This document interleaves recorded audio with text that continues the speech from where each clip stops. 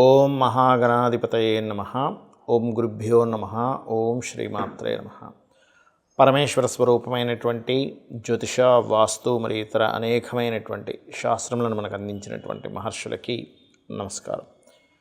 హయగ్రీవ హయగ్రీవ హయగ్రీవేతి యోపదేత్ తస్స నిస్సరతే వాణి జహ్నుకన్యా ప్రవాహవత్. అరుణాం కరుణాతరంగితాక్షీం ధృతపాశాంకుశపుష్పబాణచాపాం అనిమాదిభిరావృతాం మయూకైః అహమిత్యేవ విభావయే భవానీం. శ్రీమాత్రే నమః. ప్రేక్షకులకి ఆ లలితాంబిక అమ్మవారి యొక్క అనుగ్రహం పరిపూర్ణంగా కలగాలని మనస్ఫూర్తిగా కోరుకుంటూ మనం ఈరోజు చెప్పుకోబోయేటువంటి విషయాలు ఏమిటి అని చెప్పి చూసుకున్నట్లయితే, షష్టగ్రహ కూటమి, ఈ 6 గ్రహాలు, అందులో చంద్రుడు కేవలం ఒక్కరోజు మాత్రం వీళ్ళతో కలిసి ఉంటాడు. ఒక రోజు తర్వాత 1.5 డే తర్వాత జరిగిపోతాడు ముందుకి. దాని తర్వాత 5 గ్రహాలు మాత్రమే కలిసి ఉంటాయి మీనరాశిలో.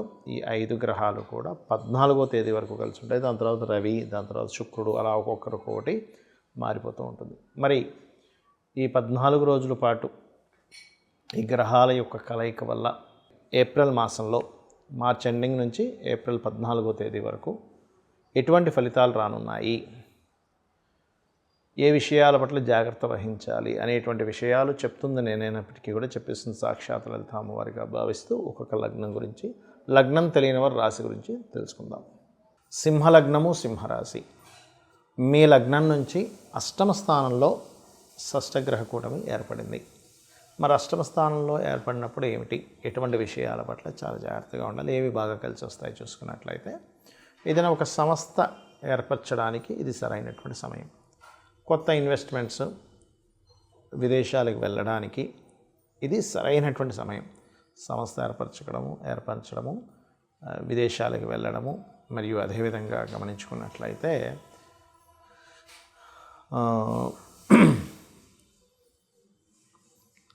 ఈ యొక్క పర్టికులర్గా ఏంటంటే, మీరు ఏదైనా చూడండి, కొత్త నిగూఢమైనటువంటి విషయాలు తెలుసుకోవడం సాధనా మార్గంలో, ఇటువంటివి బాగుంటాయి చెప్పాలంటే. మరి ఏ విషయాల పట్ల జాగ్రత్త వహించాలి, ఉద్యోగం, ఏదైనా ఇంటర్వ్యూకి వెళ్ళినప్పుడు అప్పులు ఇవ్వడం తీసుకునేటువంటి అంశాల్లో, లోన్స్ సంబంధించినటువంటి విషయంలో చాలా జాగ్రత్తగా ఉండాలి, గుర్తుపెట్టుకోండి. లోన్ విషయంలోని, ఉద్యోగ సంబంధించిన విషయాల్లో, ఇట్లాంటి విషయాల్లో చాలా ఉండాలి. అలాగే మరొక విషయం ఏంటంటే, ఇక్కడ ధనస్థానంలో కేతు ఉన్నాడు కాబట్టి మీకు ఎటువంటి ధనము ఇచ్చేటువంటి విషయాల్లో కానీ, తీసుకునేటువంటి విషయాల్లో కానీ కాస్త జాగ్రత్తగా ఉండండి, అందులో ఎటువంటి సందేహం లేదు. అలాగే మరొక విషయం ఏంటంటే, ఇక్కడ ఈ యొక్క సింహలగ్నం లేదా సింహరాశి వారు కొంచెం హీట్ రిలేటెడ్, అంటే వేడికి సంబంధించినటువంటివి, లేదా జలుబు చేయడం, కోల్డ్ రిలేటెడ్, ఇట్లాంటివి కొంచెం ఎదుర్కొనేటువంటి ఛాన్సెస్ ఉంటుంది. హెల్త్ రిలేటెడ్ సంబంధించిన విషయంలో కూడా చాలా కేర్గా ఉండండి. ఇక మీరు చేయవలసినటువంటి దేవతారాధన, దక్షిణామూర్తి యొక్క స్తోత్ర పఠనము, దత్తాత్రేయుడి యొక్క ఆరాధన ఎక్కువగా చేయండి. మరియు మీకు ఎనీ మనీ ట్రాన్సాక్షన్ చేసేటప్పుడు కాస్త ఒక్కసారి గణపతిని తలుచుకుంటూ ఉండండి. నవగ్రహాల్లో కేతు, రాహు, శని గ్రహాల దగ్గర దీపారాధన చేయడము, గోలి, క్యారెట్స్, బెల్లము, గ్రాసము తినిపించండి. అన్ని విధాలా మీకు బాగుంటుంది. సర్వసాధారణంగా అందరికీ జాతచక్రం ఉండదు, అంటే వాళ్ళు పుట్టిన డేటు, టైము, ప్లేస్ ఏం తెలియదు. మరి అలాంటి వాళ్ళు ఏం చేయాలి అంటే, ఈ 6 గ్రహాల యొక్క కూటమి అనేటువంటిది జాతకం ఉన్నా లేకపోయినా అందరికీ పడేటువంటి న్యాచురల్ ఎఫెక్ట్ ఏమిటంటే, ఇన్వెస్ట్మెంట్స్ కావచ్చు, సహజంగా ఉండేటువంటి నిర్ణయాలు తీసుకునేటువంటి విషయాల్లో కావచ్చు, ఉద్యోగ సంబంధించిన విషయాల్లో కావచ్చు, అనేకమైనటువంటి మార్పులను ఇస్తుంది. ఇది జనరల్గా పడుతుందన్నమాట.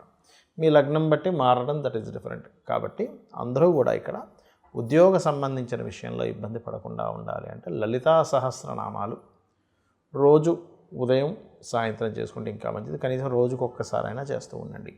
అదేవిధంగా అందరూ కూడా గోశాలకు వెళ్ళి గోవులకి కాస్త బెల్లము, అదేవిధంగా చూసుకున్నట్లయితే గ్రాసము, ఇవి తినిపిస్తున్నట్లయితే ఇబ్బంది ఉండదు. అయితే మరి ఈ షష్టగ్రహ కూటమి అనేటువంటిది దేశకాలాల మీద ఏదైనా ఎఫెక్ట్ పడుతుందా, ఏదైనా రోగాలు లాంటివి వస్తాయా అంటే, ఒకటే గుర్తుపెట్టుకోండి, మనం గతంలో కూడా ప్రెడిక్ట్ చేసాం. అప్పుడేదో అయిపోతుంది, కరోనా లాంటిది ఏదో వస్తుంది అంటే, అట్లాంటిది ఏమీ రాదు.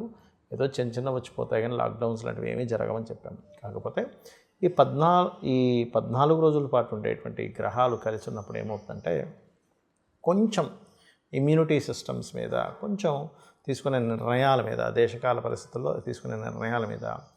అదేవిధంగా ఇక్కడ మీకు ఈ 6 గ్రహాలు ఇక్కడ ఉండగా ఇక్కడ కుజుడు ఇక్కడ ఉంటున్నాడు 3వ స్థానంలో. కాబట్టి ఏంటి, కొన్ని సరిహద్దుల్లో కొన్ని దాడులు లేనట్లయితే ఈ పర్టికులర్గా ఈ శని రాహువులు కలిసినందుకు మీన రాశిలో పెద్ద పెద్ద పీఠాధిపతులకి, గురువుల మీద కొంతవరకు ఎఫెక్ట్ కలగడము, కొంత ఈ రాజకీయ సంబంధంగా ఉండేటువంటి కొన్ని మత సంబంధంగా, రాజకీయ సంబంధంగా ఉండేటువంటి విషయాల్లో కొంతమంది ఒక చూడండి, ఇప్పుడు గ్రహాలు ఎలా అయితే ఆకాశంలో ఉంటాయో దాని యొక్క ఎఫెక్ట్ భూమి మీద సేమ్ యాజ్ ఇట్ ఈజ్ అలాగే చూపిస్తుంటుంది. అంటే ఏంటి, 6 గ్రహాలు కలిసాయి.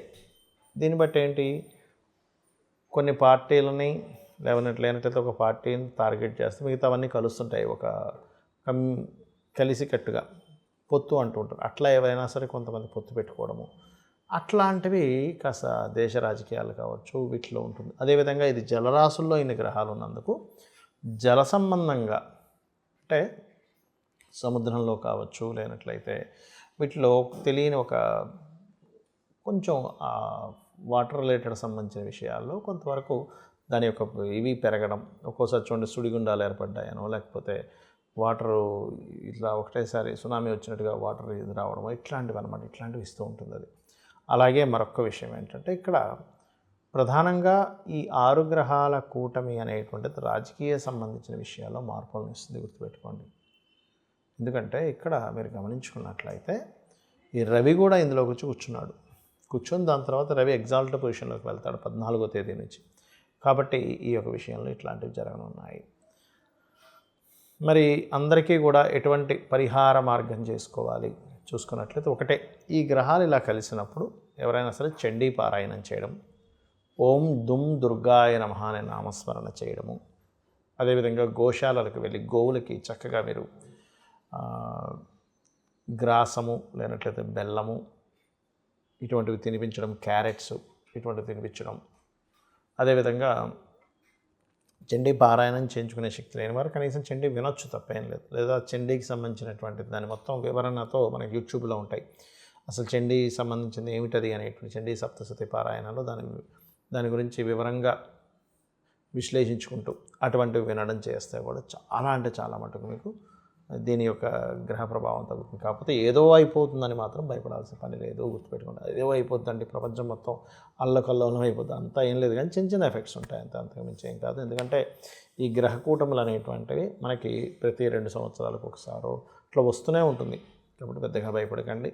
కాకపోతే ఇక్కడ ఏంటంటే మనం చూస్తున్న ఉద్యోగాల మీద పడుతున్నటువంటి ఎఫెక్ట్, ఉద్యోగాల మీద ఎక్కువ ఎఫెక్ట్ చూపిస్తుంది ఈ గ్రహ కూటమి అనేటువంటిది. కాబట్టి ముందు నుంచే కొంచెం అలర్ట్గా ప్లాన్డ్గా ఉండండి. ఇంకొక సపరేట్గా మనం ఆల్రెడీ ఇక్కడ కుంభంలోకి ఎంటర్ అయ్యేటప్పుడే 2.5-3 ఏళ్ళ క్రితమే మనం ప్రిడిక్ట్ చేసాం. ఏంటి, ఉద్యోగ సంబంధించినవి తగ్గుతూ ఉంటుంటాయి ఏఐ అనేటువంటిది రావడం వల్ల. కాబట్టి ఎవరికి వారు సొంతంగా ఏదైనా బిజినెస్లు చేసుకుంటుండాలి.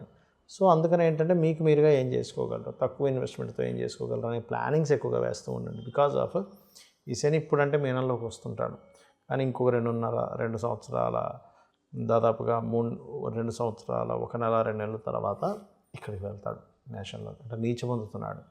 కాబట్టి ఈ యొక్క విషయంలో జాగ్రత్తగా ఉండండి. అందరూ కూడా అమ్మవారి యొక్క నామస్మరణ, అందులో ముఖ్యంగా ఉద్యోగం పోకుండా ఉండడానికి ఓం శ్రీమాత శ్రీ మహారాజ్ని శ్రీమత్ సింహాసనేశ్వరి నమః అని చేసుకోండి. అమ్మవారి అనుగ్రహం మీకు పరిపూర్ణంగా కలుగుతుంది. శ్రీమాత్రే నమః.